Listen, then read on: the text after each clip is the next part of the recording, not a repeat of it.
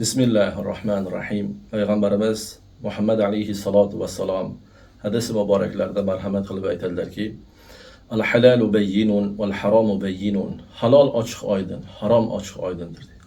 Haqiqatda Alloh subhanahu va taolo bu dinda siz biz uchun manfaatli bo'lgan, foydali bo'lgan narsani hammasini halol qilib berdi. Hayotimiz uchun, sog'lig'imiz uchun zarar bo'lgan barcha narsalarni Alloh harom qildi. Mana shunday harom qilingan narsalardan bittasi giyohvand moddalaridir. Payg'ambarimiz alayhissalatu vassalam kullu muskirin hamrun deb marhamat qilganlar. Har bir mast qilguvchi narsa, insonni tanasini bo'shashtiruvchi narsa xamirdir.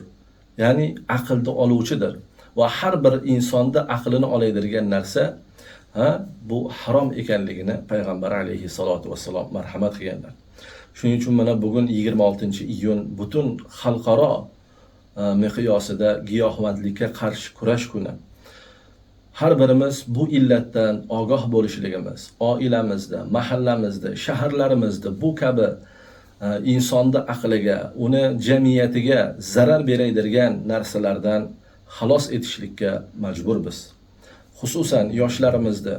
Chunki hozir kecha kunduzda bu giyohvand moddalarda turli xil turlari chiqib ketdi. Hattoki tabletka shaklida psixotrop moddalarda chiqishligi va bu narsaga xalqni, xosatan yoshlarni ruju qo'yishligi bu albatta achinarli holatdir. Insonni aqlini oldimi, demak u jamiyatga nisbatan befarq bo'ladi. Ko'plab ijtimoiy muammolarni kelib chiqishiga, sog'lig'ida, oilasida, ishxonasida, jamiki holatlarda mana shunday zararlarga, kamchiliklarga yo'l qo'yiladi. Shuning uchun siz va biz bundan ogoh bo'lishligimiz, avvalo o'zimizda, oilamizda va atrof muhitimizda bu kabi zararli illatlardan xalos etishligimiz lozimdir.